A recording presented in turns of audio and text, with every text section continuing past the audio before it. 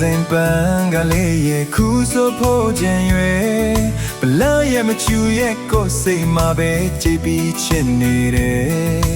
လူတကာချွေမလဲဆိုတဲ့တော်ဝင်သူလေးရဲ့ကိုယ်လေးဘယ်လိုများလို့ရမလဲကနာရီလာမင်းသမီးလေးလို့တိတ်လာတဲ့သူရဲ့ပါမွန်ရဲ့နှခမ်းလေးတွေရင်ထဲဆွဲပြီးကွယ်ကနဝင်စံတင်သူရဲ့ကောင်းလို့ကိုဖြစ်ချင်မိတယ်ရာဇဝင်တွေအောင်ချစ်ပြလိုက်မယ်ပန်းလေးပွင့်တာကိုမှမြင်တိုင်းမင်းလေးပြုံးသလိုပဲမျက်လုံးနဲ့ဝေဆွဲလို့နေချစ်ဆုံးချစ်သူရဲ့ပန်းကလေးပွင့်တာလား